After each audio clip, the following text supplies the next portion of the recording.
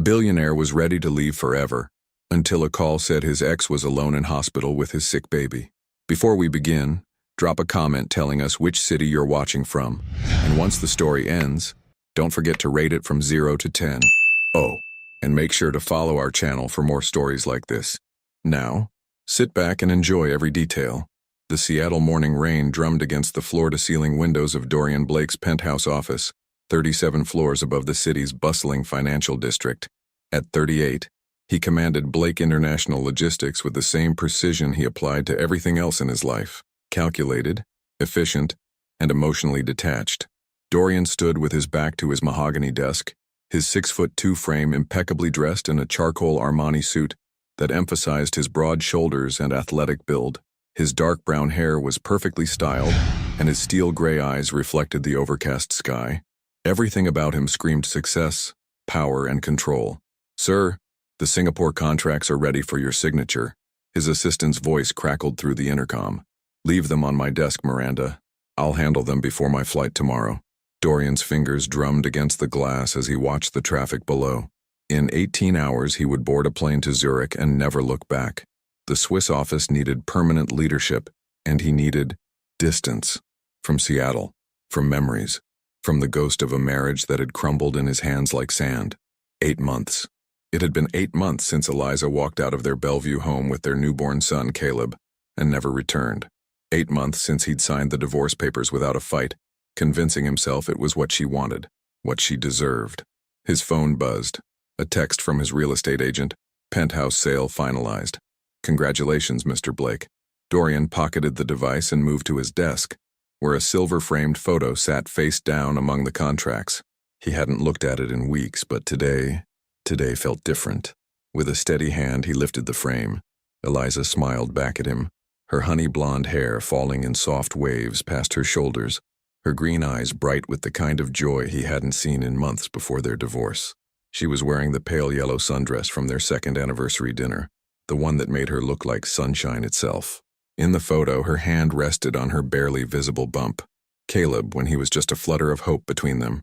"Beautiful family," people used to say when they saw them together.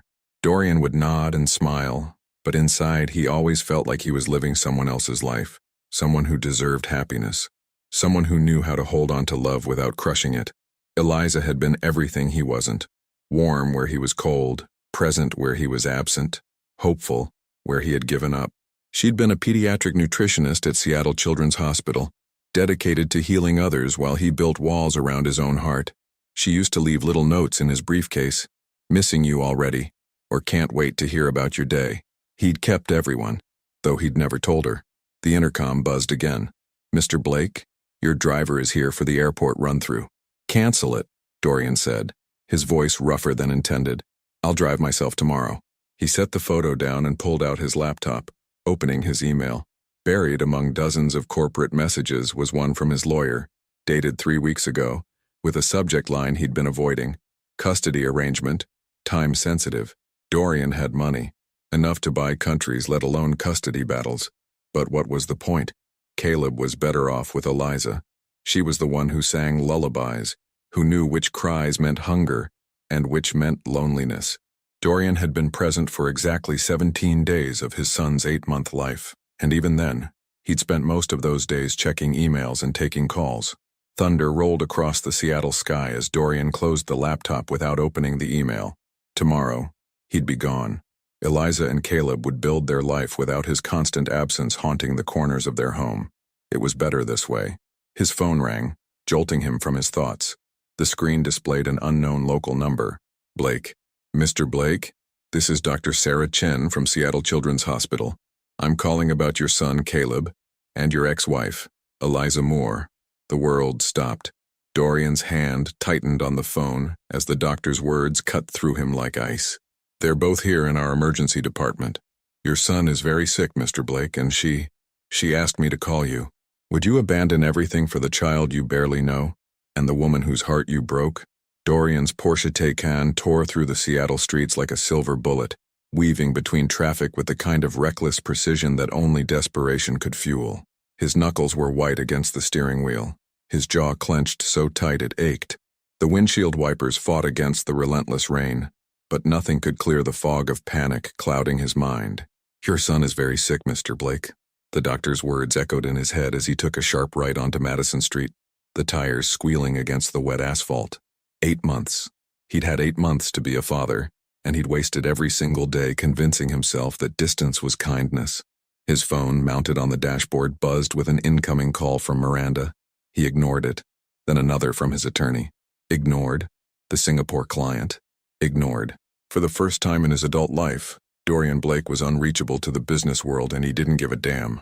The hospital's glass facade came into view, its windows glowing warm yellow against the gray afternoon. Dorian pulled into the emergency parking area, abandoning his car in a space marked "Physicians Only." The valet attendant started to protest, but one look at Dorian's face, wild with worry and determination, and the young man stepped back. The automatic doors of Seattle Children's Hospital whooshed open, and Dorian was hit with that unmistakable smell of antiseptic and fear that all hospitals carried. His Italian leather shoes clicked against the polished floor as he approached the reception desk, where a middle-aged nurse with kind eyes looked up expectantly. "I'm Dorian Blake. My son, Caleb Moore Blake. He was brought in. 3rd floor, pediatric emergency. Dr. Chen is expecting you," the nurse said, already reaching for her phone. "I'll let her know you're here." The elevator ride felt eternal. Dorian caught his reflection in the polished steel doors, his usually perfect hair disheveled from running his hands through it, his tie askew, his face pale beneath his naturally olive complexion. He looked like what he was, a man coming apart at the seams. The elevator dinged, and the doors opened to reveal a bustling pediatric ward. Nurses moved with quiet urgency between rooms, their soft-soled shoes silent against the linoleum. Dorian had been in countless boardrooms, had negotiated million-dollar deals without breaking a sweat, but this sterile hallway filled him with more terror than any corporate battlefield ever had. "Mr. Blake?" He turned to see a petite Asian woman in a white coat approaching, her expression professionally compassionate. Dr. Sarah Chen, he assumed.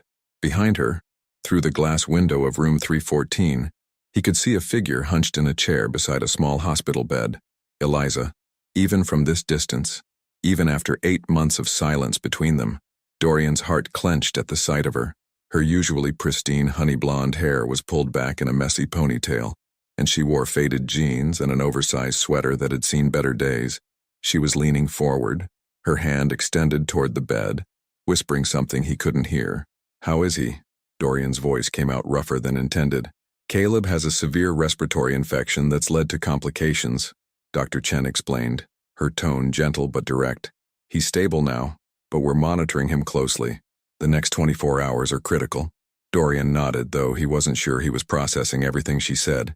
His eyes were fixed on room 314, on the woman who used to share his bed, his dreams, his life.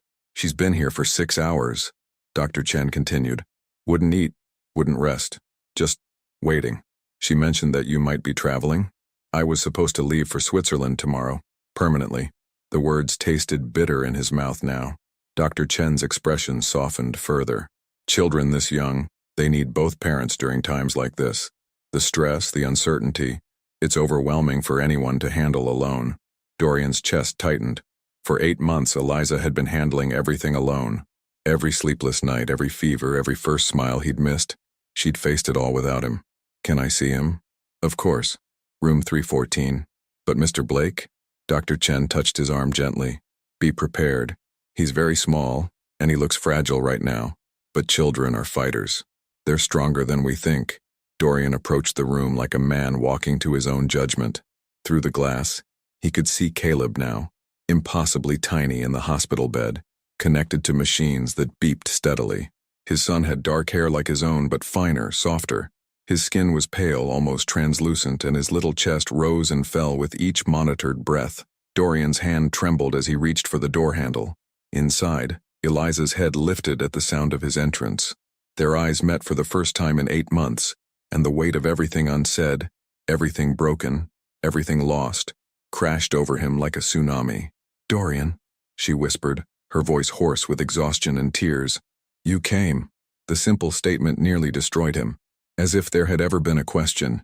As if there was anywhere else in the world he would rather be than right here, right now, with the family he'd been too afraid to fight for. But before he could respond, The machines around Caleb's bed began to alarm, their steady beeping turning sharp and urgent. The alarm pierced through the room like a knife. Eliza shot up from her chair, her green eyes wide with terror as she reached for Caleb's tiny hand. Dorian froze in the doorway, his heart hammering against his ribs as nurses rushed past him into the room. "His oxygen levels are dropping," one of the nurses announced, adjusting the machines with practiced efficiency. Dr. Chen appeared beside Dorian, her calm authority a stark contrast to the chaos erupting around the small hospital bed. "It's okay, Doctor," Chen said, though her hands moved swiftly to check Caleb's vitals. "This can happen with respiratory infections. We just need to increase his oxygen support." Dorian watched, helpless, as the medical team worked around his son. Caleb looked impossibly small against the white hospital sheets, his little face scrunched in discomfort even in sleep. Dark lashes, Eliza's lashes, fluttered against his pale cheeks. Will he be okay?" Dorian's voice cracked, betraying the composure he'd spent a lifetime perfecting. "We're adjusting his treatment now. The next few hours will tell us more," Dr. Chen replied, her tone professionally reassuring. "Why don't you both take a moment? There's a family consultation room just down the hall." Eliza shook her head immediately. "I'm not leaving him." "Eliza." Dorian stepped closer, his voice gentle. "You heard the doctor. They need space to work." She turned to look at him then, really look at him, and Dorian felt the full force of 8 months' worth of pain and exhaustion in her gaze. Her usually bright green eyes were rimmed with red, her face drawn with worry. She'd lost weight, he noticed. Too much weight. "I can't," she whispered. "I can't leave him alone again." The words hit Dorian like a physical blow. Again, like she'd left Caleb alone before, like he had.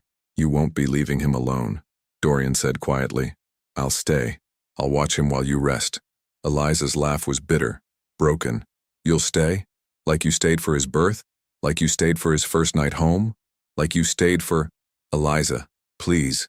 Dorian's voice was raw. "I know I failed you. I know I failed him. But I'm here now." The nurses finished their adjustments and the alarms quieted to their normal steady rhythm.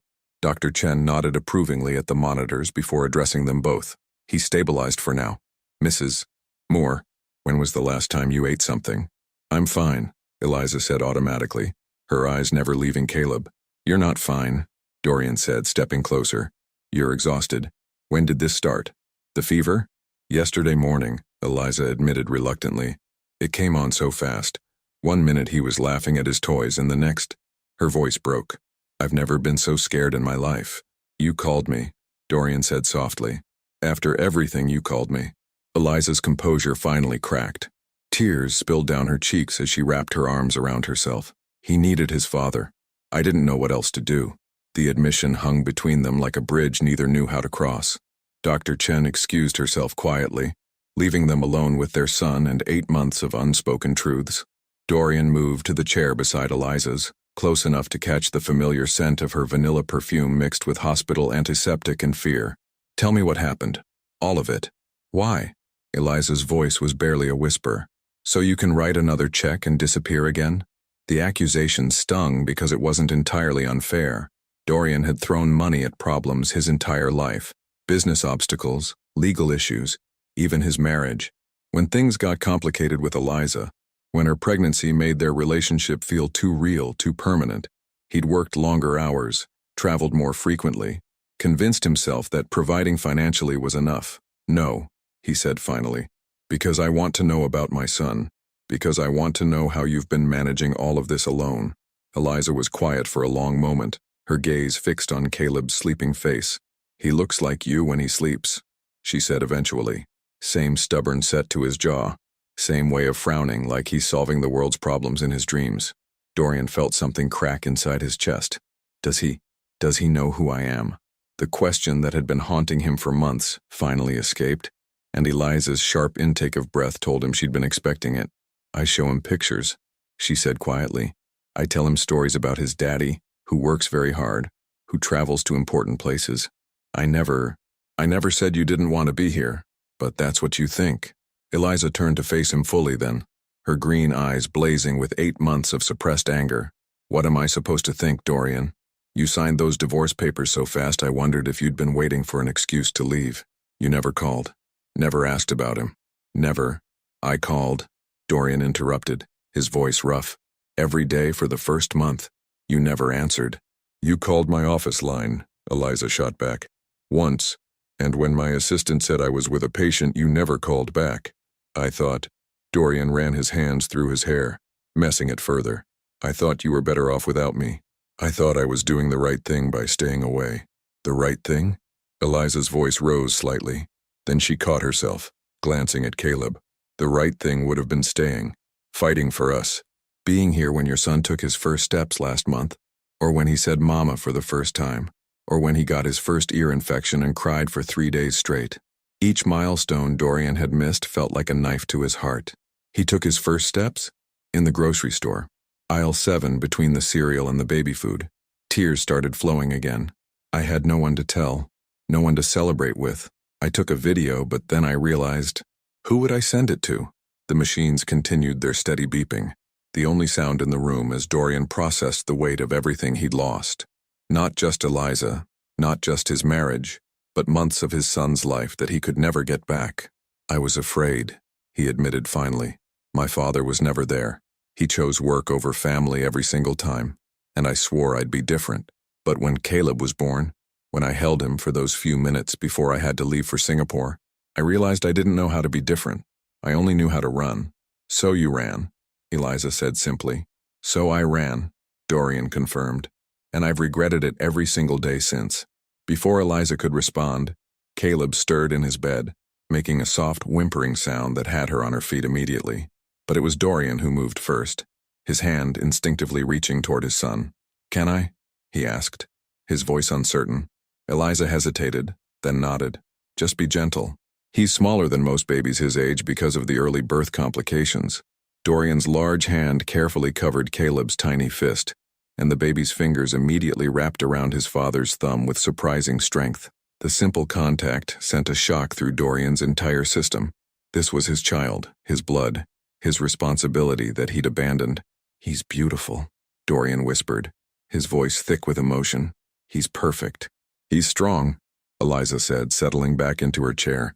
Stubborn like his parents. They sat in companionable silence for a moment, both watching Caleb sleep, both lost in their own thoughts.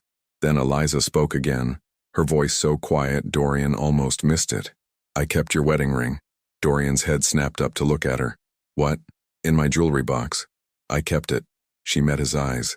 I kept telling myself I'd return it eventually, but what? Eliza's phone buzzed on the bedside table, interrupting the moment. She glanced at the screen and her face went pale. What is it? Dorian asked. It's my mother, Eliza said, her voice tight with new worry. She's flying in from Portland. She thinks you won't be here when she arrives. The sound of determined heels clicking against the hospital floor announced Patricia Moore's arrival long before she appeared in the doorway of room 314. At 55, Eliza's mother was a force of nature, silver-haired, sharp-eyed, and armed with the kind of maternal fury that could level mountains. Eliza Marie, she said, her voice carrying the particular blend of relief and reproach that only mothers had mastered. She swept into the room like a hurricane in a navy blue pantsuit, her designer handbag clutched like a weapon. Her eyes swept over Caleb in his hospital bed, then landed on Eliza's exhausted face before finally settling on Dorian with the intensity of a laser-guided missile. Mrs. Moore, Dorian said, rising from his chair with the automatic politeness that had been drilled into him since childhood. Blake, her tone could have frozen lava. Still here, I see. How unexpected. Mom, please, Eliza said wearily. Not here. Not now. Patricia ignored her daughter's plea, her attention focused entirely on the man who had broken her child's heart. Funny how a medical emergency suddenly makes you available. Where were you 3 weeks ago when Caleb had his first real fever? Or last month when Eliza had to take him to urgent care alone because he wouldn't stop crying? I didn't know, Dorian said quietly. Oh, you didn't know.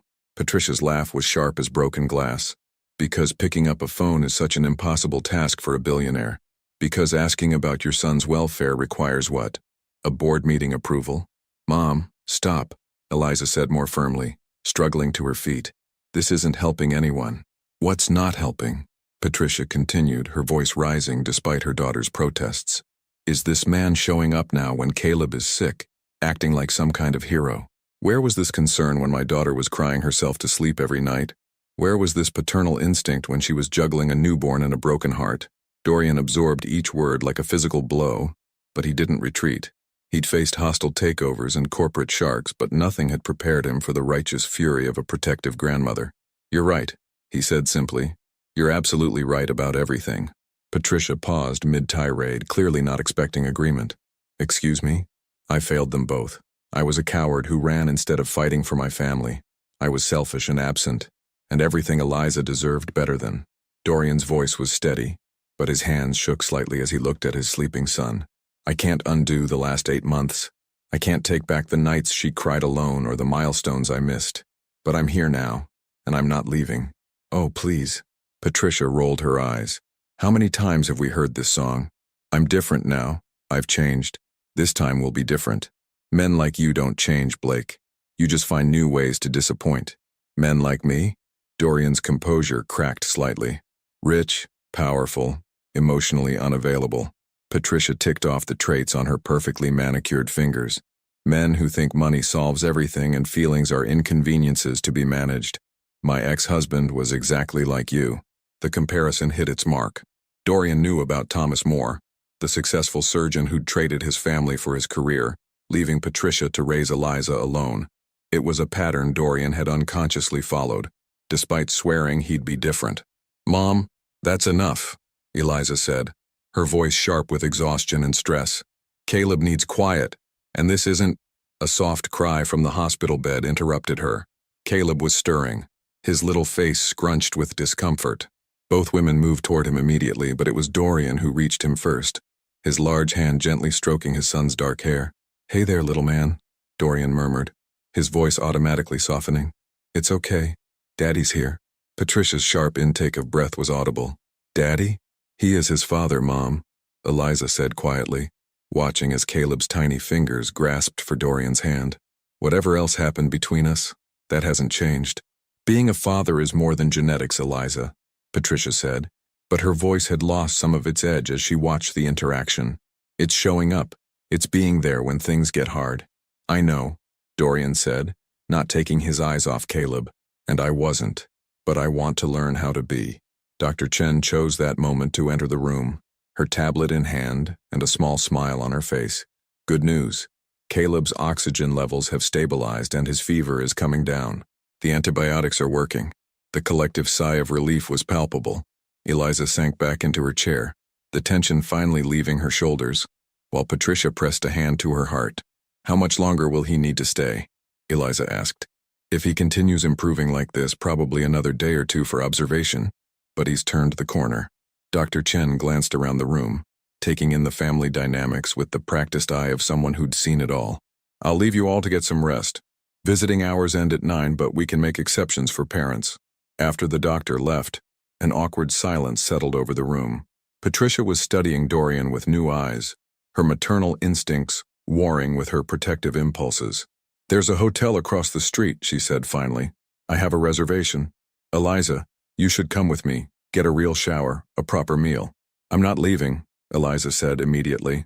"The nurses can call if anything changes," Patricia pressed. "You've been here for over 12 hours. I need to be here," Eliza said firmly. "With my son. Our son," Dorian corrected quietly. "And she's right. Someone should stay." Patricia's eyebrows rose. "Someone? I'll stay," Dorian said. "Eliza needs rest. And I need this. I need to be here for him." "Absolutely not," Eliza said, standing up so quickly her chair scraped against the floor. "You can't just waltz in here and take over. You don't know his schedule, his needs, what he likes. Then teach me," Dorian said simply. "Please, let me learn." The plea in his voice stopped Eliza short. She looked at him, really looked at him, and saw something she'd never seen before in all their years together. Vulnerability, raw, honest need. "His favorite song is 'You Are My Sunshine,'" she said finally, "but only the first verse. If you sing the second verse, the one about taking the sunshine away, he gets upset." "Okay," Dorian nodded solemnly, as if she'd just shared state secrets. "He likes his blanket tucked around his left side more than his right, and if he wakes up crying, sometimes humming helps more than talking." "Left side, humming. Got it." Patricia watched this exchange with growing amazement.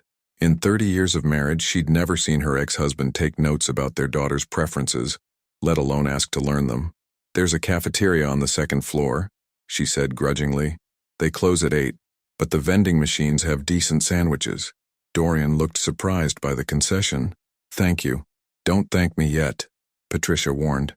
"I'm not doing this for you. I'm doing this because my daughter is about to collapse from exhaustion, and my grandson needs at least one parent who's functioning." "Understood." Eliza hesitated at the doorway, looking back at Caleb one more time. "If anything happens, anything at all, you call me immediately." "I will," Dorian promised. "And if he seems scared or uncomfortable, I'll call you," Dorian repeated gently. Patricia linked her arm through her daughter's. "Come on, sweetheart. Let the man prove whether he's worth the second chance you're obviously considering giving him." As they reached the door, Eliza turned back one final time. "Dorian?" "Yeah?" "The wedding ring I kept. It's because I never stopped hoping you'd come back." And with that bombshell, she was gone, leaving Dorian alone with his son and the weight of everything he'd almost lost forever. The pediatric ward settled into its nighttime rhythm as visiting hours ended. Soft lighting replaced the harsh fluorescence, and the constant chatter of daytime activity faded to whispered conversations between night shift nurses.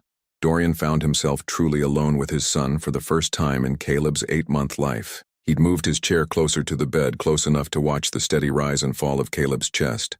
The baby looked impossibly small against the white hospital sheets, his dark hair tousled from sleep, his tiny fist curled around the edge of his blanket. Dorian could see traces of himself in the shape of Caleb's nose, the set of his jaw, but everything else, the delicate features, the long eyelashes, the peaceful expression, was pure Eliza. The machines continued their reassuring beeps, a technological lullaby that had become oddly comforting. Dr. Chen had been right. Caleb was improving.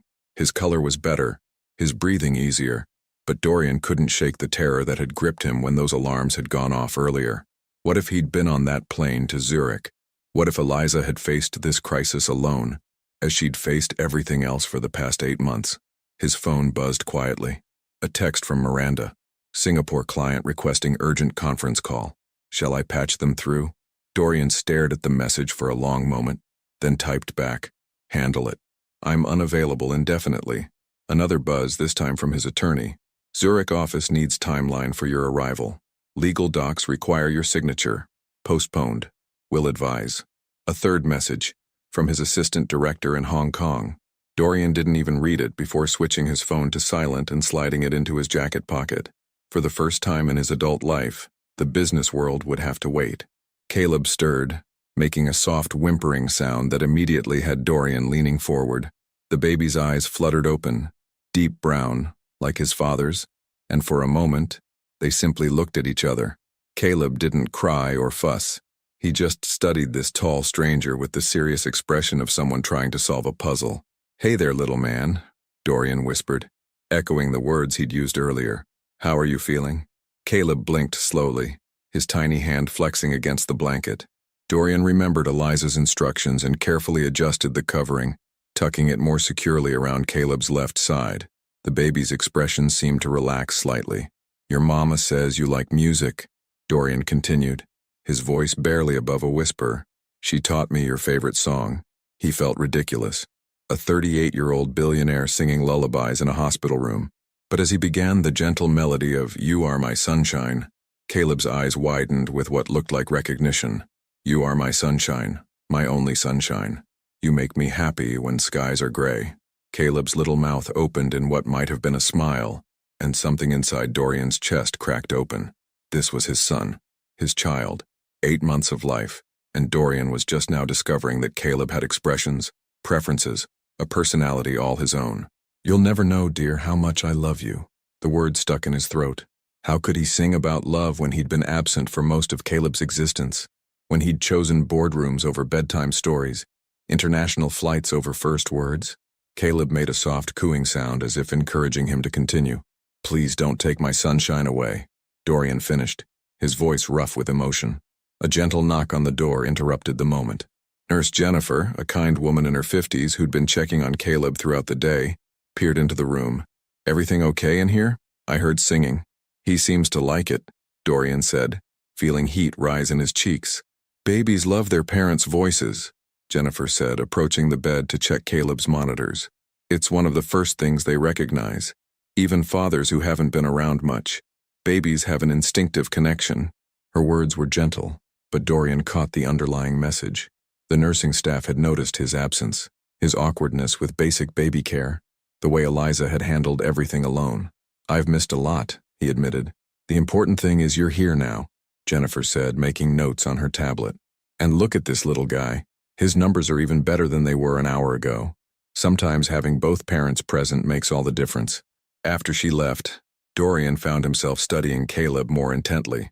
The baby was awake but peaceful, occasionally making soft sounds that Dorian was learning to interpret. When Caleb's face scrunched up slightly, Dorian tried humming, another of Eliza's suggestions, and watched in amazement as his son's expression smoothed out again. I bet your mom tells you bedtime stories, Dorian said softly. I don't know any of those, but I could tell you about the places I've been. Would you like that? Caleb's gaze remained fixed on his father's face as if he was listening intently. There's a city called Singapore where the buildings touch the clouds, and the harbor lights up like stars at night. I was there when you were born, making deals that seemed so important at the time. Dorian's voice grew quieter. I thought I was building something for you, for your future, but I was really just running away from being your dad. The confession felt strange on his lips, admitting his failures to an 8-month-old who couldn't judge him, couldn't walk away, couldn't sign divorce papers. But somehow, talking to Caleb felt like the most honest conversation he'd had in years. And there's a place called Zurich where I was supposed to move tomorrow, forever. I had it all planned out. New office, new life, new identity. I was going to pretend I never had a family to lose. Dorian reached out tentatively, letting his finger trace along Caleb's tiny hand. But then you got sick, and your mama called me, and I realized I was about to make the biggest mistake of my life. Again. Caleb's fingers suddenly closed around Dorian's thumb with surprising strength, and the simple contact sent a shock of pure love through Dorian's entire system. This was what he'd been running from. This overwhelming, terrifying, beautiful responsibility of loving someone more than his own life. I'm going to do better, he whispered. I'm going to learn how to be your dad. I'm going to earn back your mama's trust, even if it takes the rest of my life. And I'm never, ever going to choose anything over you again. As if in response to his promise, Caleb yawned widely, his eyelids growing heavy. Dorian continued humming softly, watching as his son drifted back to sleep, his tiny hand still gripping his father's thumb like an anchor. The night stretched ahead, long, quiet hours with nothing but the sound of machines and his own thoughts. But for the first time in 8 months, Dorian wasn't planning his next business move or strategizing his next escape. He was exactly where he belonged, beside his son, learning the rhythm of his breathing, memorizing the peaceful expression on his sleeping face. At 2:47 a.m., Dorian's phone vibrated with a text from Eliza. How is he? Dorian typed back carefully, not wanting to disturb Caleb. Sleeping peacefully. Sang your song. I think he liked it. Did he eat? Came the immediate response. Nurse said he took his bottle well at midnight. Temperature normal. There was a long pause before the next message.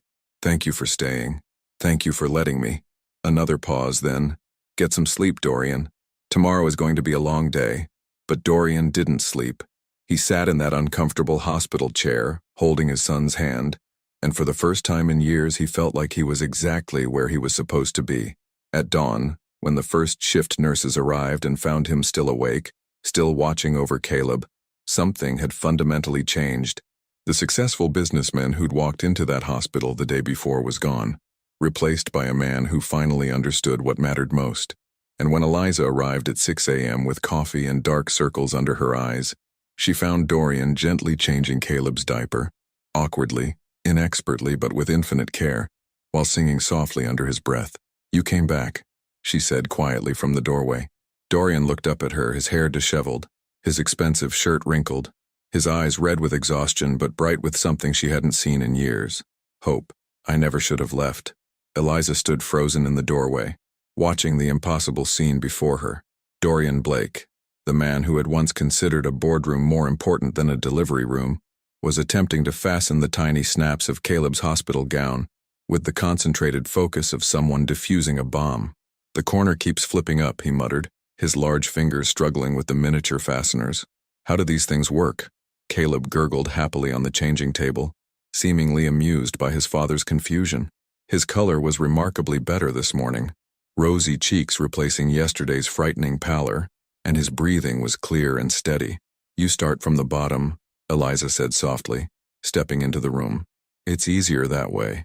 Dorian looked up, relief flooding his features. "I've been at this for 10 minutes. I think I'm failing Basic Fatherhood 101.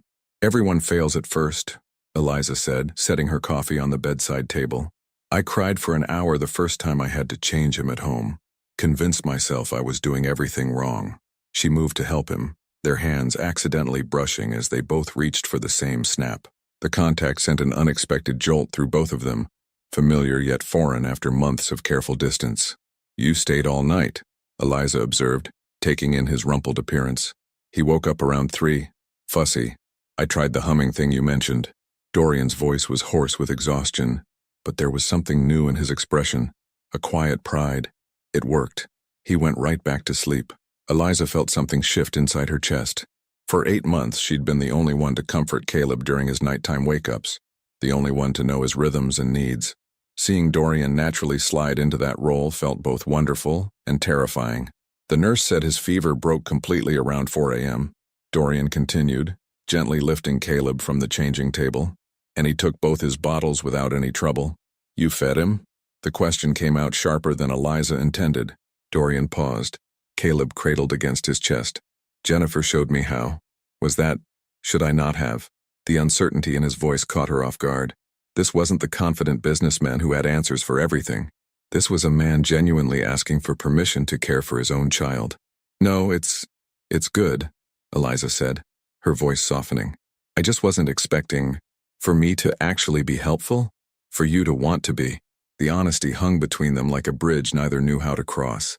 Dr. Chen's arrival provided a welcome interruption to the charged moment. "Good morning, family," the doctor said cheerfully, tablet in hand. "How's our patient today?"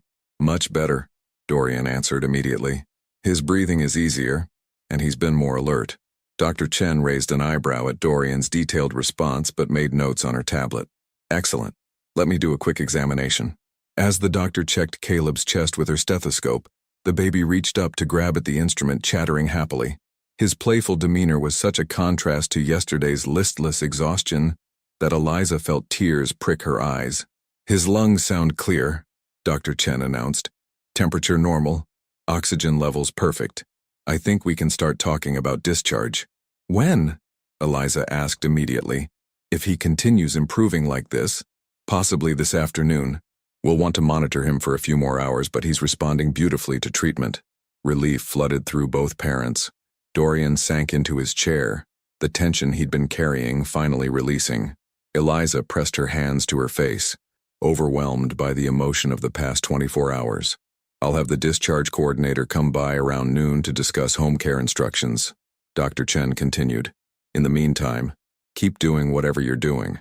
He's clearly thriving with both his parents here." After the doctor left, silence settled over the room again. Caleb had fallen asleep in Dorian's arms, completely comfortable with his father's presence. Eliza watched them together, trying to reconcile this tender scene with her memories of Dorian's emotional distance. "I called my office this morning," Dorian said quietly, not looking up from Caleb's sleeping face. "Cancelled everything. The Zurich move, the Singapore project, all of it." Eliza's coffee cup paused halfway to her lips. "All of it? I'm staying in Seattle. Permanently." Dorian's voice was steady, but she could see the tension in his jaw. "I know it doesn't erase the past 8 months, but I want to be here. For him. For whatever this is between us." "Dorian, I know you don't trust me," he continued, finally meeting her eyes. "I know I have to earn that back, but I'm not the same man who walked out of that delivery room, holding him last night, watching him sleep, feeding him. I finally understand what I was so afraid of." "What were you afraid of?" Dorian was quiet for a long moment, his hand gently stroking Caleb's back. "Failing him the way my father failed me, being so focused on providing that I forgot to actually be present. But I realized something last night. I was so busy trying not to become my father that I became him anyway, just in a different way." Eliza set down her coffee, processing his words. She'd known about Dorian's complicated relationship with his late father, but he'd rarely spoken about it so openly. "What changed?" she asked softly. "He grabbed my thumb around 2 a.m., Dorian said. a small smile playing at his lips. Such a simple thing, but he held on like he needed me there, like I mattered to him. His voice grew thick with emotion. I've closed billion-dollar deals, Eliza. I've built an empire from nothing, but nothing has ever felt as important as that moment. Before Eliza could respond, her phone buzzed with a text from her mother. How's Caleb? How are you? Is he still there? The question about Dorian hung unspoken but obvious. Eliza glanced at her ex-husband, who was now humming softly to their sleeping son. My mom wants to know if you're still here, she said. What do you want to tell her? The question was loaded with meaning. Was he staying for the discharge? For the day? For longer? I don't know, Eliza admitted.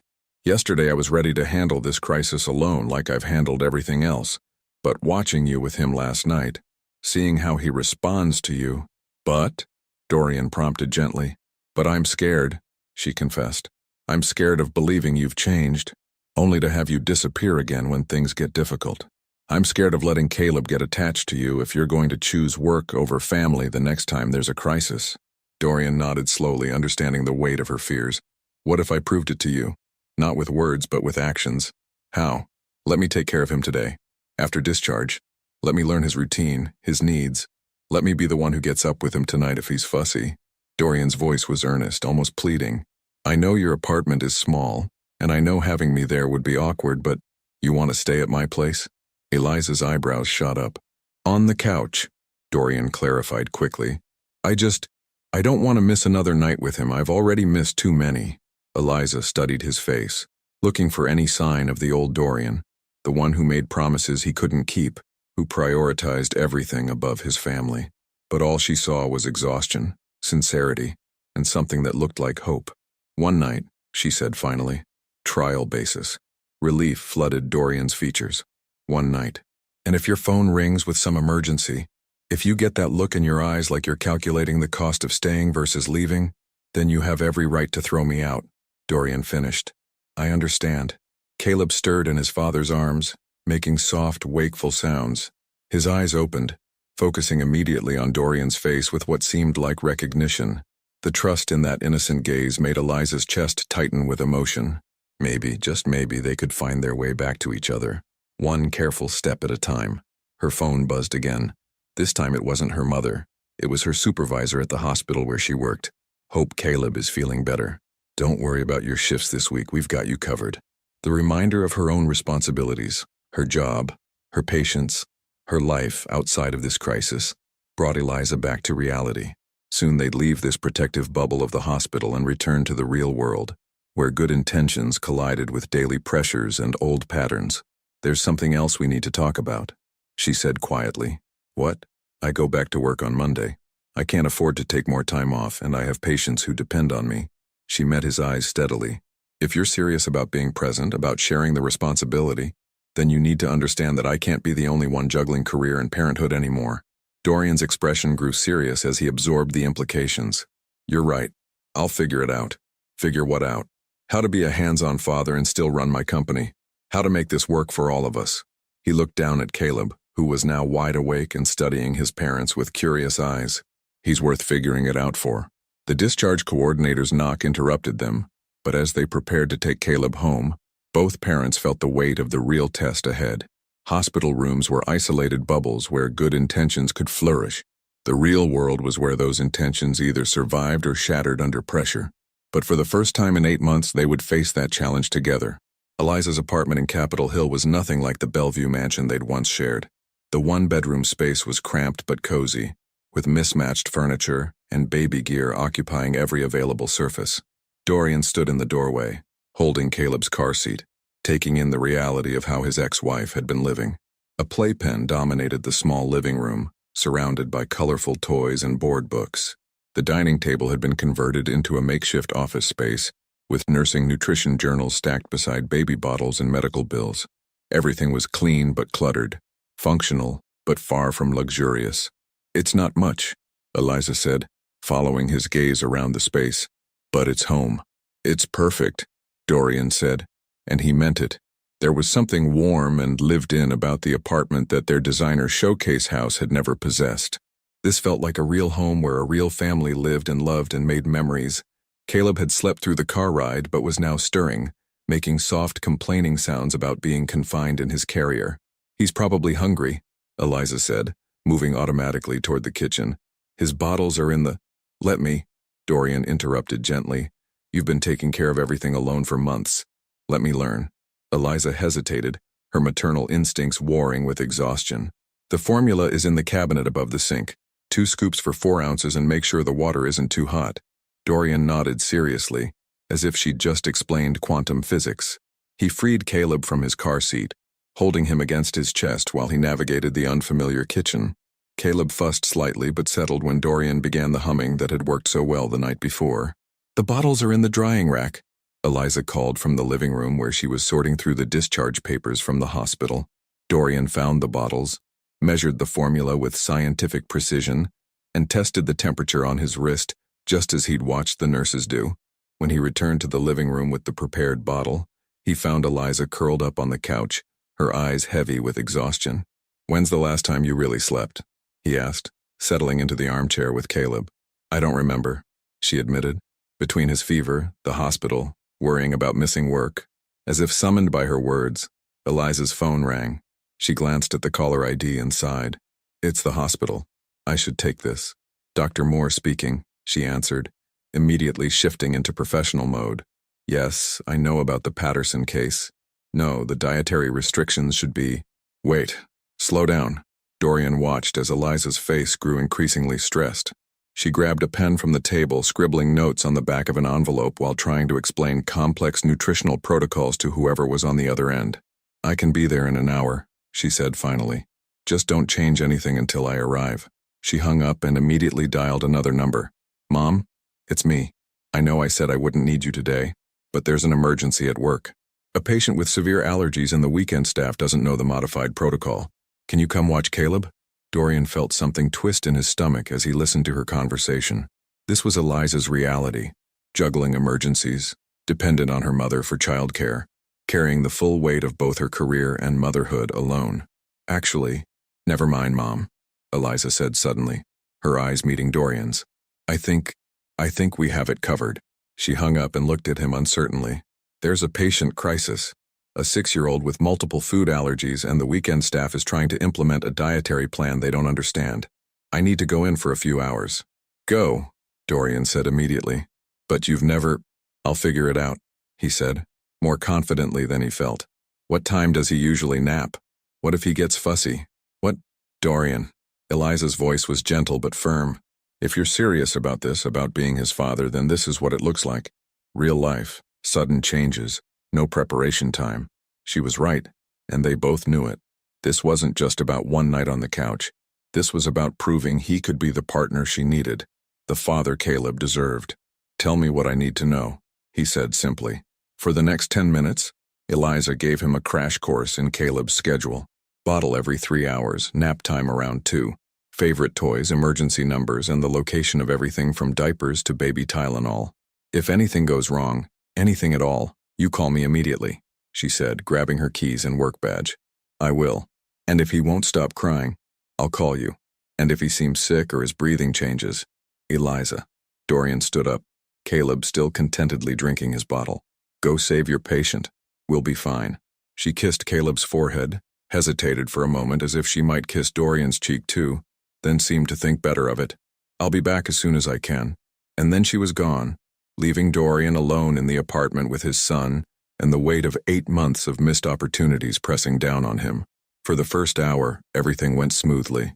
Caleb finished his bottle, played with a soft rattle, and seemed genuinely happy to be home. Dorian found himself relaxing, thinking that maybe this fatherhood thing wasn't as complicated as everyone made it seem. Then Caleb started crying, not the soft whimpering of hunger or discomfort, but the full-throated wails of a baby in distress. Dorian tried everything Eliza had suggested, rocking, humming, offering a pacifier, checking his diaper. Nothing worked. The crying escalated, and Dorian felt panic rising in his chest. What if something was wrong? What if Caleb was having a delayed reaction to his illness? What if Dorian was failing at the most basic requirement of fatherhood? His phone was in his hand, Eliza's number already dialed, when he forced himself to stop. She was saving another child's life. She couldn't come running every time he felt overwhelmed. "Okay, little man," he said aloud, his voice shaky. Let's figure this out together. He walked around the apartment, bouncing Caleb gently, talking to him in low, soothing tones. He tried different positions, different songs, different approaches. Nothing seemed to help. Then, in desperation, he found himself in Eliza's bedroom, where he noticed a framed photo on the nightstand. It was from their wedding day, both of them laughing, completely unaware of the heartbreak that lay ahead. Next to it was a smaller frame containing Caleb's first hospital photo, the one taken when Dorian was halfway around the world. Your mama kept our wedding picture, he told Caleb, whose cries had softened to exhausted whimpers. Even after everything I put her through, she kept it right here where she could see it every night. Caleb's eyes, red from crying, fixed on his father's face with what seemed like attention. She's an amazing woman, your mom, Dorian continued, settling into the rocking chair beside the bed. Strong and smart and braver than I ever was. She held our family together while I was busy falling apart. The confession seemed to calm both father and son. Caleb's breathing evened out, his little fist curling around Dorian's shirt. I almost lost her forever, you know, Dorian whispered. Almost lost you both. I was so scared of being a bad father that I decided not to be a father at all. Pretty stupid, right? Caleb made a soft sound, almost like agreement. But I'm here now, and I'm going to learn how to do this right, starting with figuring out why you were so upset. As if in answer to his question, Caleb let out an enormous burp, followed immediately by a contented sigh. Dorian stared at him in amazement. Gas bubbles, he said aloud. You just needed to burp. He felt like he'd solved a complex mathematical equation. One small crisis successfully navigated, approximately 18 years to go. His phone buzzed with a text from Eliza. How's everything? Sorry this is taking longer than expected. Dorian looked down at Caleb, now sleeping peacefully in his arms, and typed back. We're good. Take your time. Your patient needs you. Are you sure? He can get fussy in the afternoons. We figured it out. He just needed to burp after his bottle. Crisis averted. There was a long pause before her response. You're learning. I'm trying. Another pause, then. Thank you, Dorian, for being there, for letting me do my job without worrying. Thank you for trusting me with him. As the afternoon sun streamed through the apartment windows, Dorian settled deeper into the rocking chair, his son sleeping peacefully against his chest. For the first time, he wasn't thinking about business deals or strategic planning or the future. He was simply present, in this moment, with his child. When Eliza returned 3 hours later, she found them both asleep in the chair, Caleb's tiny hand clutching his father's shirt, Dorian's large hand protective across his son's back. She stood in the doorway for a long moment, her heart doing complicated things in her chest. This was the man she'd fallen in love with, not the successful businessman, but the vulnerable human being beneath all that armor, the man who could find peace in simple moments, who could be gentle and present and real. But as she watched them sleep, one question echoed in her mind. Would this version of Dorian survive when the real world came calling again? As if summoned by her thoughts, Dorian's phone began to ring on the coffee table, the display showing an international number and the word urgent flashing on the screen. The phone's shrill ring cut through the peaceful silence of the apartment like a sword. Dorian's eyes snapped open, his body immediately tensing as years of corporate conditioning kicked in. But Caleb was still sleeping against his chest, and moving too quickly would wake him. Eliza stood frozen in the doorway, watching as Dorian carefully shifted Caleb in his arms, reaching for the phone with his free hand. The international number glowed on the screen. Singapore. The client he'd abandoned at the airport yesterday. Don't, Eliza said quietly. Dorian's finger hovered over the answer button. It could be important. It's always important, she replied, her voice carrying 8 months of bitter experience. The question is, important to whom? The phone stopped ringing. Silence returned to the apartment, but the tension remained thick in the air. Dorian looked down at his sleeping son, then back at Eliza, seeing the test for what it was. You're right, he said, powering down the phone completely. Whatever it is can wait. Relief flickered across Eliza's features, but it was tempered with wariness. One right choice didn't erase a pattern of wrong ones. How did it go? She asked, moving into the room properly and setting her purse down. Rocky at first, Dorian admitted. He had a meltdown around 2 o'clock. I thought I was going to have to call you, but then I realized he just needed to burp. And you figured that out how? Trial and error, and talking to him. Dorian's voice grew softer. I told him about you. About how strong you are, how you held everything together while I was falling apart. Eliza's breath caught. Dorian, I found the wedding picture, he continued, on your nightstand. You kept it. The admission hung between them, loaded with meaning. Eliza moved to the couch, sitting down carefully so she could see both him and Caleb. I kept a lot of things, she said quietly. Your coffee mug, the book you were reading when I went into labor, the ultrasound photos you never looked at. Each item felt like a small knife to Dorian's heart, evidence of hope she'd maintained long after he'd given up on them. Why? He asked. Because I kept thinking you'd come back, that one day you'd remember what we had and fight for it. Her voice was barely above a whisper. I kept thinking maybe I hadn't tried hard enough, or maybe if I just waited a little longer. Eliza, no, none of this was your fault. Wasn't it? Her green eyes flashed with old pain. I was the one who asked for the divorce. I was the one who moved out.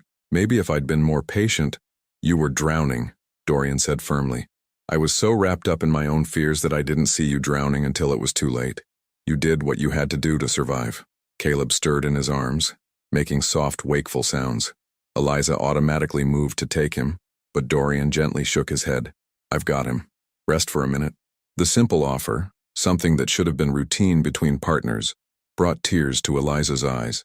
For 8 months, she'd been the default parent for everything.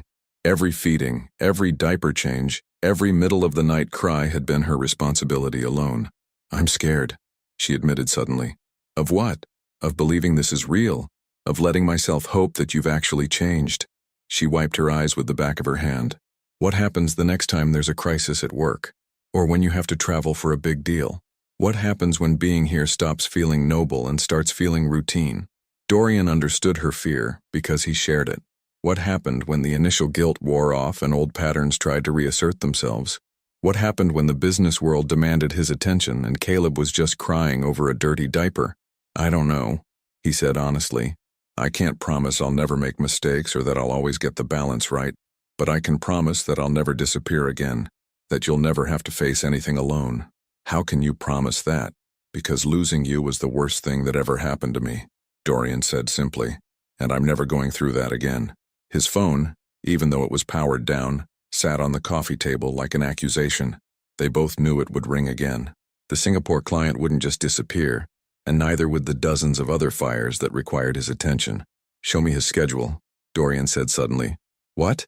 His daily routine, feeding times, nap schedule, everything. I want to learn it all. Eliza pulled out her phone and showed him the detailed notes she'd been keeping. Times, amounts, sleep patterns, developmental milestones. It was more comprehensive than most business reports Dorian had reviewed. You've been tracking everything, he said, amazed by the level of detail. I had to. When it's just you, you can't rely on memory or intuition. You have to know exactly when he last ate, how long he slept, when his last diaper change was. She scrolled through weeks of data. Pediatricians asked for specifics. As they went through the information together, Caleb began to fuss, making the pre-crying sounds they were both learning to recognize.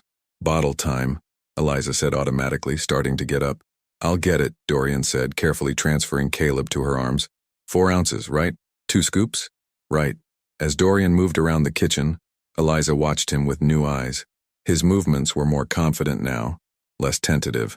He was learning, adapting, paying attention to details in a way he'd never done during their marriage. There's something else, she said, when he returned with the bottle. What? My lease is up next month. Dorian paused, bottle halfway to Caleb's mouth. What does that mean? It means I have to decide whether to renew here or find somewhere else. The implication was clear. If they were going to try to rebuild their family, practical decisions needed to be made. Where would they live? How would they handle custody? What did co-parenting look like when both parents wanted to be present? The house in Bellevue is still empty, Dorian said carefully. I never listed it, couldn't bring myself to. That house has too many bad memories. Then we find somewhere new, somewhere that's ours, all 3 of ours. The word ours hung in the air like a possibility neither of them dared fully embrace yet. Dorian, we can't just... Her sentence was interrupted by a loud knock on the door. They looked at each other, confused. Eliza wasn't expecting anyone, and it was too late for deliveries. I'll get it, Dorian said, handing the bottle back to Eliza. He opened the door to find a young man in an expensive suit, holding a briefcase and looking extremely uncomfortable. Mr. Blake? I'm sorry to disturb you, sir. I'm James Chen from your Singapore office. Dorian's blood ran cold. How did you find me here? Your assistant gave me the address, sir. We have a situation that requires your immediate attention. The Yamamoto deal is falling apart, and they're threatening to pull out entirely. They want to speak with you directly or they're walking away from the $300 million contract. From the living room, Eliza heard every word. She watched Dorian's face, looking for the telltale signs she knew so well, the way his jaw tightened when business called, the way his eyes went distant as he calculated costs and consequences. Mr. Blake, the young man pressed, the Yamamoto executives are already threatening to go with our competitors. If we lose this deal, I understand the implications, Dorian said tersely. There's a red-eye flight to Singapore in 3 hours. I have your tickets right here. Eliza held her breath, waiting for the moment when Dorian would choose his empire over his family. Again, when he would promise to make it up to them, to be back as soon as possible, to make this the last time. But instead, Dorian did something that shocked them all. He closed the door, not slammed it, not shouted, just quietly, firmly closed it on $300 million and everything his old life represented. When he turned back to face Eliza, his expression was calm, resolved. You didn't even think about it, she said, wonder in her voice. Yes, I did, Dorian replied, moving back to sit beside her. I thought about how many times I'd made that choice before, how many times I'd chosen money over moments, contracts over connection. He reached out to touch Caleb's tiny hand. And I realized that all the money in the world isn't worth missing another day of his life. Outside, they could hear the young man making phone calls, probably reporting Dorian's refusal to his superiors.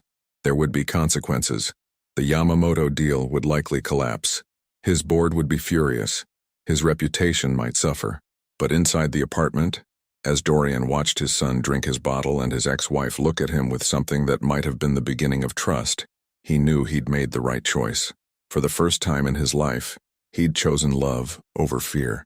The only question now was whether it was too late to matter. The morning brought chaos in the form of Dorian's phone, which had been ringing nonstop since 6 a.m. despite being set to silent. The vibrations against the coffee table were like an insistent drumbeat, each call a reminder of the professional earthquake he'd triggered the night before. Eliza emerged from her bedroom in scrubs, ready for her early shift, to find Dorian on the living room floor with Caleb, both of them surrounded by colorful plastic toys.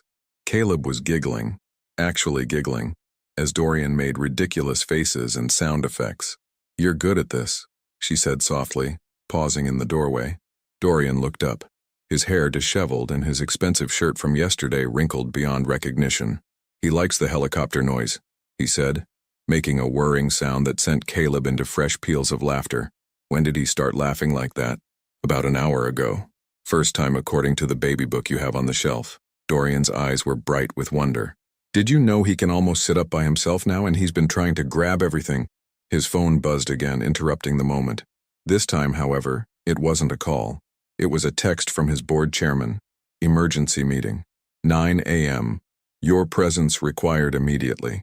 Eliza saw his expression change as he read the message. How bad is it?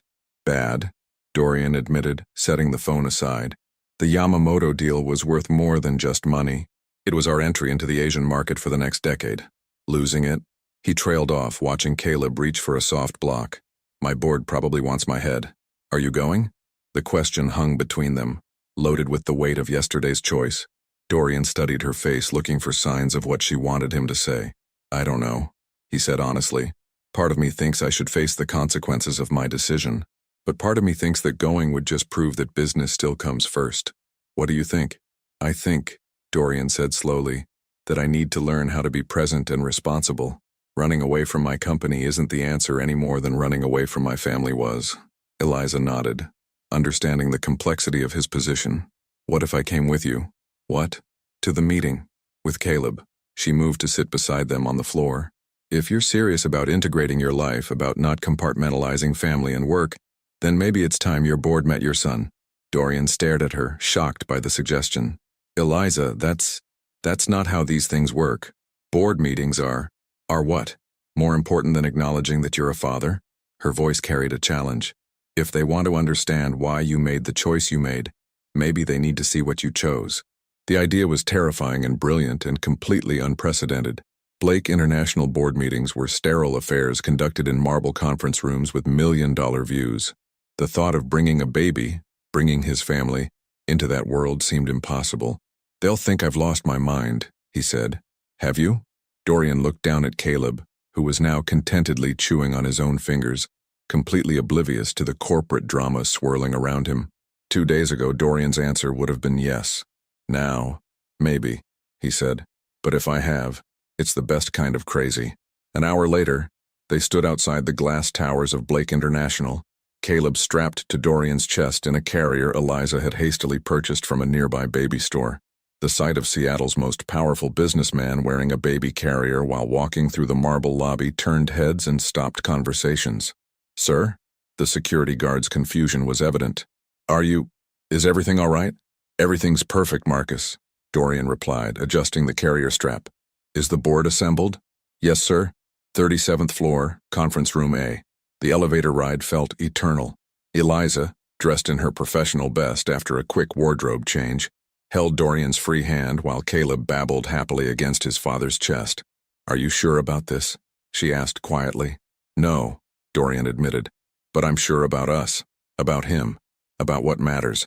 The elevator doors opened to reveal Miranda, Dorian's assistant, whose professional composure cracked completely at the sight of her boss with a baby. "Mr. Blake, sir, the board is, they're waiting." "I know," Dorian said calmly. "Miranda, I'd like you to meet my son, Caleb. And this is Eliza, Caleb's mother." Miranda's eyes widened as she processed the introduction. In 5 years of working for Dorian, she'd heard him mention his ex-wife exactly twice. And his son never. "He's beautiful," she managed. "He is," Dorian agreed. "Would you let the board know we'll be right in?" The conference room fell silent as Dorian entered with his unexpected entourage. 12 of Seattle's most influential business leaders sat around the polished mahogany table, their expressions ranging from confusion to outright shock. "Gentlemen," Dorian said, taking his seat at the head of the table with Caleb still strapped to his chest, "I believe you wanted to discuss the Yamamoto situation." Board Chairman Robert Sterling, a silver-haired man in his 70s, found his voice first. "Dorian, what in God's name is going on? You disappear for 2 days, abandon a $300 million deal, and now you show up to a board meeting with my family," Dorian finished. "My son, Caleb, and his mother, Eliza. This is highly irregular," another board member interjected. Blake International, Dorian said firmly, "is about to change how it operates. For too long, we've acted as if success means sacrificing everything else. I've been the worst example of that philosophy, and it cost me everything that actually mattered." Caleb chose that moment to make a happy gurgling sound, completely oblivious to the tension in the room. Several board members couldn't help but smile at the innocent interruption. "The Yamamoto deal is gone," Dorian continued. "I take full responsibility for that loss, but I'm not apologizing for the choice I made. My son was sick, my family needed me, and for the first time in my career, I put them first. At a cost of $300 million, Sterling pointed out coldly. "Money we can make back," Dorian replied. "Time with my son, moments with my family, those I can't recover once they're gone." The room was silent except for Caleb's soft baby sounds and the distant hum of the city below. Eliza watched as Dorian faced down some of the most powerful men in the Pacific Northwest, while their 8-month-old son played with his tie. "What exactly are you proposing?" Sterling asked finally. "A new model," Dorian said. "Blake International is a family-forward company. Flexible schedules, parental leave policies that actually support families, remote work options that acknowledge that our employees have lives outside these walls." "That's not how we do business," another board member protested. "Then maybe it's time we learned a better way," Dorian replied. "Companies like Google and Patagonia have proven that supporting work-life balance actually increases productivity and employee loyalty. We're losing good people because we demand they choose between career success and family happiness." As if to underscore his point, Caleb reached up and grabbed Dorian's tie, tugging on it with tiny fingers. Dorian's face softened immediately as he gently freed the fabric from his son's grasp. "This is what matters," he said quietly. "Not just to me, but to every parent who works for us. Every father who's missed his child's first steps because of a client dinner. Every mother who's chosen between a promotion and her family's needs." The board members exchanged glances. clearly struggling with this unprecedented situation. And if we refuse? Sterling asked. If we vote no confidence in your leadership? Dorian met his gaze steadily. Then you'll have my resignation, and I'll start my own company. One that proves business success and family values aren't mutually exclusive. The threat carried weight. Dorian Blake was Blake International's greatest asset, the driving force behind their expansion and success. Losing him would devastate the company's stock price and market position. You're asking us to revolutionize corporate culture because you've suddenly discovered fatherhood, Sterling said. I'm asking you to evolve, Dorian corrected, because the world is changing, and companies that don't adapt get left behind. Caleb had fallen asleep against his father's chest, lulled by the rhythm of his heartbeat and the warmth of being held. The sight of the powerful businessman cradling his sleeping child created a moment of unexpected tenderness in the sterile conference room. I need time to consider this, Sterling said finally. Take all the time you need, Dorian replied, carefully standing so as not to wake Caleb. But understand that my priorities have permanently shifted. Blake International can either shift with me or find new leadership. As they left the conference room, Eliza slipped her hand into Dorian's free one. That was either the bravest thing I've ever seen, she said quietly, or the most reckless. Maybe both, Dorian admitted. But I meant every word. They were waiting for the elevator when Miranda approached, her expression uncertain. Sir, there's been a development with the Yamamoto account. Dorian tensed, expecting more bad news. They called this morning, Miranda continued. Apparently they heard about your family situation. Mr. Yamamoto said he was impressed by a man who would choose his child over a contract. He wants to renegotiate. Dorian stared at her, speechless. It seems, Miranda said with a small smile, that sometimes doing the right thing pays off in unexpected ways.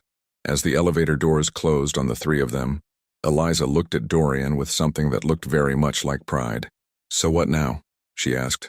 Now, Dorian said, looking down at his sleeping son. We go home and figure out what our life looks like when we stop running from it. But even as he spoke the words, he couldn't shake the feeling that their biggest test was still ahead. 3 weeks later, Dorian stood in the empty nursery of their old Bellevue house, painting the walls a soft sage green, while Caleb watched from his bouncy seat, occasionally making approving gurgling sounds. The room that had once been a symbol of his failures was being transformed into something new, a space filled with hope instead of regret. The moving truck should be here in an hour, Eliza called from downstairs, her voice carrying up through the open door. They'd made the decision together, after careful consideration and long conversations that stretched late into the night, not to return to their old life, but to build something entirely new. The Bellevue house would become their family home again, but this time it would be different. This time Dorian wouldn't disappear into his home office for 12-hour stretches. This time family dinners would happen at the dining table, not delivered to conference rooms. The Blake International Board had voted after 2 weeks of heated debate to approve Dorian's revolutionary family-forward policies. The deciding factor had been the Yamamoto deal, which had indeed been renegotiated, for even better terms than the original contract. It seemed that Mr. Yamamoto respected a man who honored his family above all else, and wanted to do business with someone who shared his values. How's it looking up there? Eliza appeared in the doorway, wearing paint-splattered jeans and one of Dorian's old shirts.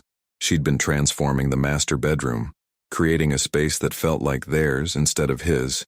I think he approves, Dorian said, gesturing to Caleb, who was happily chewing on a teething ring. What do you think, little man? Ready to have your own room? Caleb responded with a delighted squeal, bouncing enthusiastically in his seat. He's been doing that all morning, Eliza said, moving to sit cross-legged on the floor beside her son.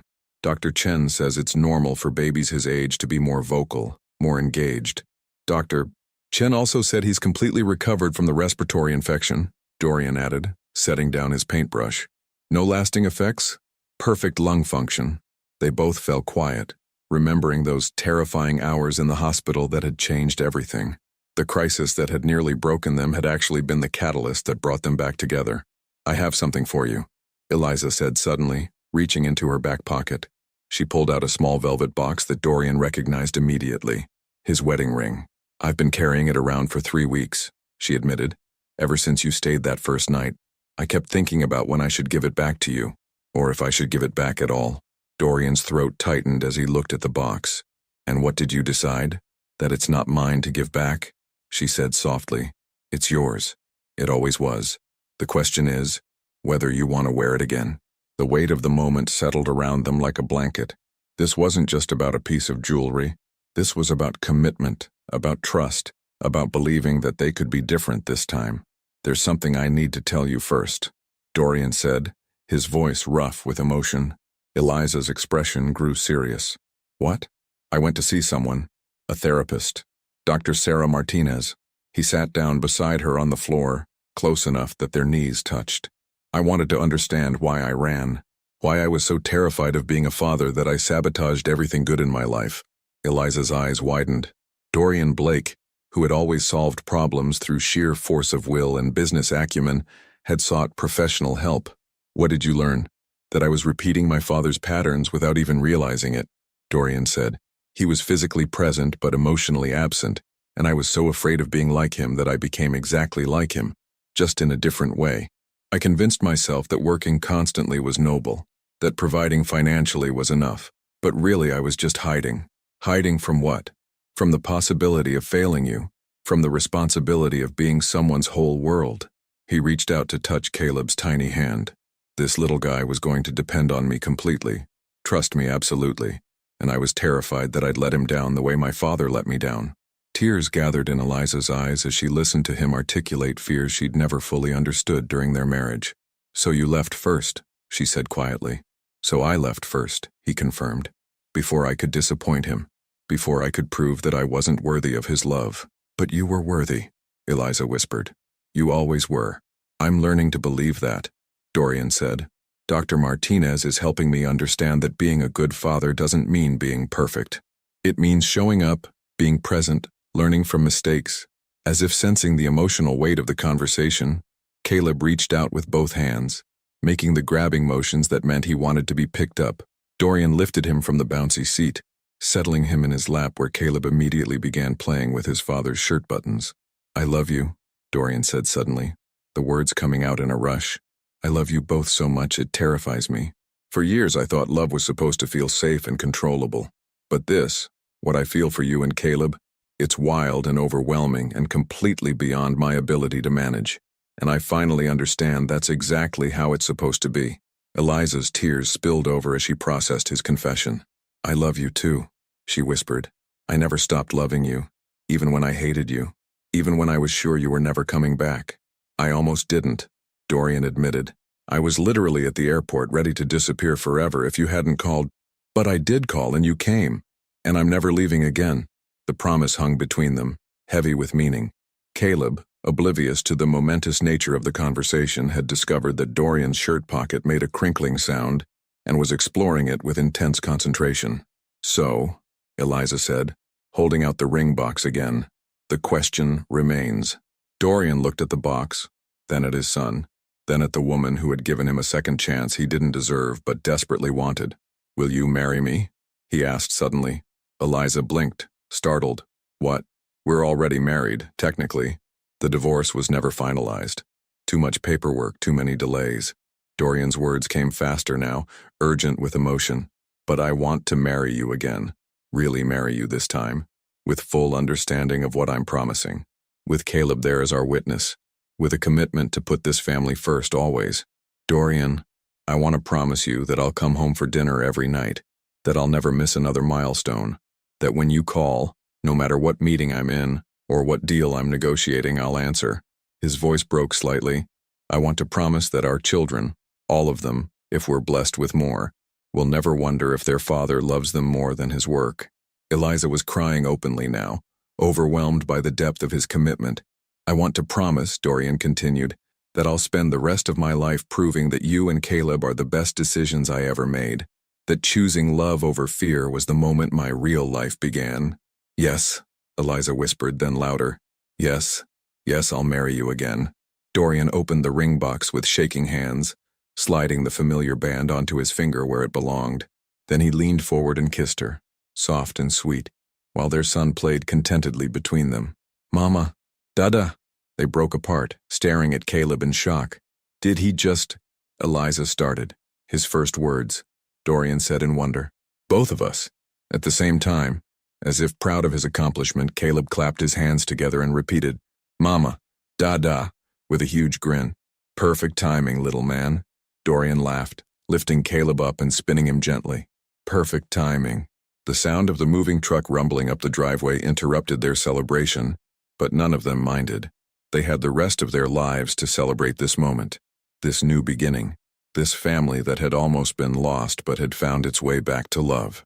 As they carried Caleb downstairs to supervise the move-in, Dorian caught sight of his reflection in the hallway mirror. The man looking back at him was different from the one who had lived in this house before. This man's eyes held peace instead of ambition, love instead of fear, presence instead of restless energy. This man was exactly who he was meant to be. "Ready to start our new life?" Eliza asked, adjusting Caleb in her arms as the movers began bringing in boxes. Dorian looked around the house that would now truly be their home, then at his wife and son, his family, his heart, his everything. "I've been ready my whole life," he said. "I just needed you to show me the way."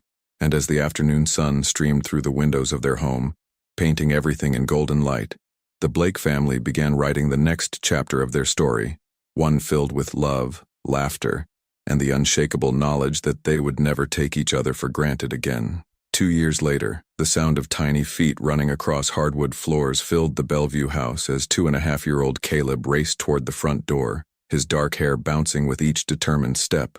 "Daddy, Daddy, home," he announced to anyone within earshot, which in this case was his very pregnant mother, who was attempting to fold laundry while keeping one eye on their energetic toddler.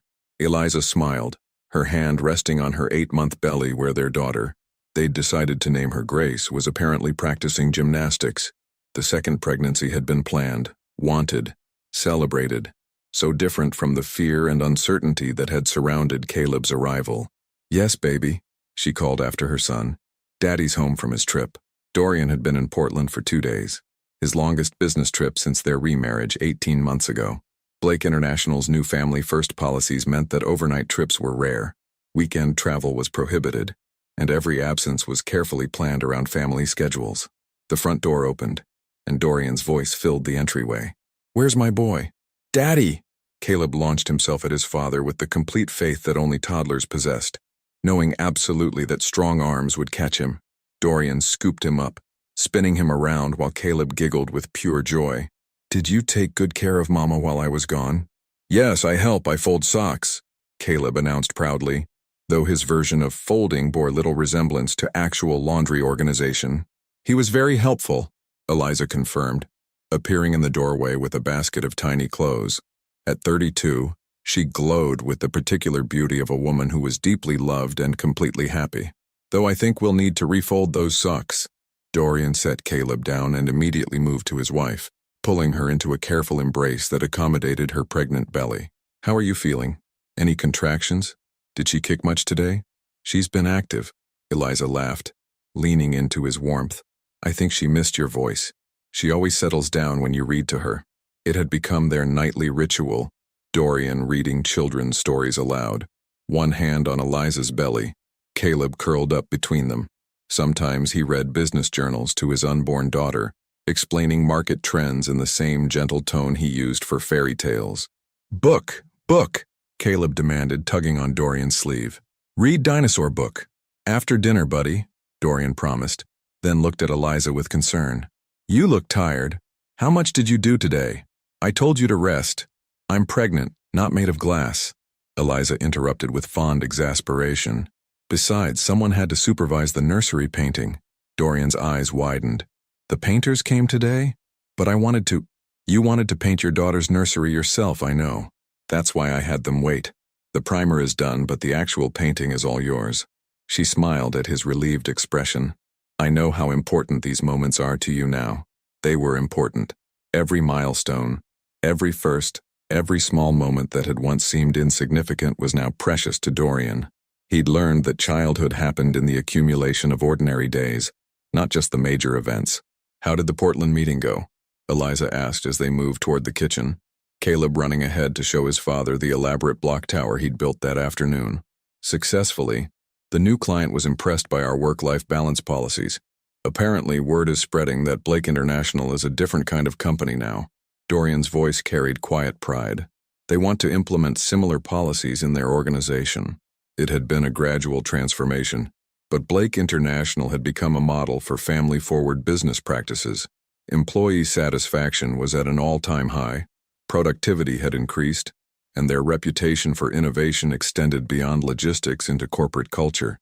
The company was more successful than ever, though success was now measured differently in the Blake household. "And you turned down the Tokyo expansion again?" Eliza asked, beginning to prepare Caleb's dinner. "I did." Dorian lifted his son onto his shoulders so Caleb could reach the light switch he'd been pointing at. "Some opportunities aren't worth the cost. Besides, we have everything we need right here." "But it was a huge opportunity." "Eliza." Dorian's voice was gentle but firm. 2 years ago I would have jumped at that expansion without thinking twice. I would have convinced myself that more success meant a better life for my family, while actually spending less time with the people who make life worth living. He reached over to touch her belly. "I know what matters now." As if summoned by her parents' conversation, Grace gave a particularly strong kick that made Eliza gasp. "She's got opinions about something." Eliza laughed, rubbing the spot where their daughter's foot had connected with her ribs. "She's probably excited about meeting her big brother," Dorian said, helping Caleb down from his shoulders. "Aren't you, Caleb? Are you ready to be a big brother?" "Baby sister," Caleb announced, then very seriously added, "I teach her blocks." "I'm sure you will, buddy." As they moved through the familiar rhythms of family life, dinner preparation, toddler entertainment, the comfortable chaos of a home filled with love, Eliza found herself marveling at how completely their lives had transformed. The man who had once prioritized conference calls over bedtime stories now turned off his phone every evening at 6 o'clock. The workaholic who had missed his son's birth now scheduled his meetings around nap times and doctor's appointments. "I have something to tell you," she said suddenly as Dorian was cutting fruit for Caleb's dinner. Something in her tone made him pause, the knife hovering over an apple. "Good something or concerning something?"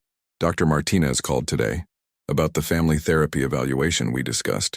They'd been seeing Dr. Martinez together for the past year, working through the lingering trust issues and communication patterns that had contributed to their first marriage's failure. It had been Dorian's idea. He was determined that they wouldn't repeat old mistakes. "And she says we've made remarkable progress, that our communication patterns are healthy, our conflict resolution skills are strong, and that we've successfully rebuilt trust and intimacy." Eliza's smile was radiant. "She's recommending we reduce our sessions to monthly check-ins." Relief and pride flooded Dorian's features. "We did it. We did it," Eliza confirmed. "We actually figured out how to love each other well." That evening, after Caleb had been bathed, read to, and tucked into his toddler bed, Dorian and Eliza sat on their back deck, watching the Seattle skyline twinkle in the distance. Eliza was curled against his side, his hand resting on her belly where Grace was finally still. "Do you ever regret it?" she asked quietly. "Turning down all those opportunities? Choosing family over empire building?" Dorian was quiet for a long moment, considering her question with the seriousness it deserved. "I regret that it took me so long to understand what really mattered," he said finally. "I regret the time I lost, the moments I missed, the pain I caused you. But choosing family over empire? Never. Not for a single second." He shifted slightly so he could look at her face in the soft porch light. "You and Caleb and Grace, you're my empire now. You're my legacy, my greatest achievement, my most important investment. Everything else is just noise." As if in response to his words, Grace gave a gentle kick against his palm, and they both laughed softly. "She's going to be a daddy's girl," Eliza predicted, "just like her brother." "And her mother," Dorian added, pressing a kiss to Eliza's temple. "The most important girls in the world." They sat in comfortable silence, surrounded by the sounds of their neighborhood settling in for the night. In the distance, they could hear the faint sound of Caleb talking to his stuffed animals, creating elaborate bedtime stories for his toys. "Dorian? When Grace is old enough, when she asks about how Daddy and Mommy fell in love again, what will you tell her?" Dorian smiled, his fingers tracing gentle patterns on her belly. "I'll tell her that sometimes people get lost, even when they love each other. I'll tell her that her daddy was so afraid of failing that he forgot how to try. But then her big brother got sick, and Mommy was brave enough to ask for help, and Daddy finally came home. And I'll tell her that love isn't about being perfect. It's about choosing each other every day, even when it's hard. Especially when it's hard." His voice grew soft with emotion. I'll tell her that the greatest moment of my life wasn't when I made my first million or closed my biggest deal. It was when I held her brother for the first time and realized that everything I'd been chasing meant nothing compared to the family I already had. Eliza felt tears gather in her eyes. Pregnancy hormones, she told herself, though she knew it was really just overwhelming gratitude for this second chance they'd been given. "I love you," she whispered. "I love you too. All of you." As the stars appeared one by one in the darkening sky above Seattle, the Blake family settled into another peaceful night. Tomorrow would bring new challenges, new joys, new opportunities to choose love over fear. But tonight, they were simply and completely home. In his crib upstairs, Caleb slept peacefully, dreaming of dinosaurs and blocks and baby sisters. In her mother's womb, Grace grew stronger each day, preparing to join a family that would never take her presence for granted. And on the back deck, two people who had lost each other and found their way back again sat wrapped in the quiet contentment of a love that had been tested and proven true. Some stories end with dramatic declarations or grand gestures, but the best love stories, the ones that last, end with ordinary Tuesday evenings filled with the extraordinary grace of choosing each other again and again in all the small and precious moments that make a life. The Blake family had learned that love wasn't a destination to reach but a daily practice to embrace. And as they faced the future together, whatever challenges and joys it might bring, they did so with the unshakable knowledge that some things are worth fighting for, worth changing for, worth coming home for. Their greatest adventure wasn't building a business empire or conquering new markets. It was this: learning how to love each other well, one ordinary, extraordinary day at a time. When life forces you to choose between career success and family happiness, which would you prioritize? Share your thoughts about balancing ambition with the people who matter most. Your stories could inspire someone facing the same difficult choice. Your participation means a lot to the channel. Please share your thoughts in the comments. Thank you for watching. If you enjoyed the story, please subscribe to our channel and leave a comment below letting us know what you thought. Your feedback and support mean a lot to us. Stay tuned for more exciting stories.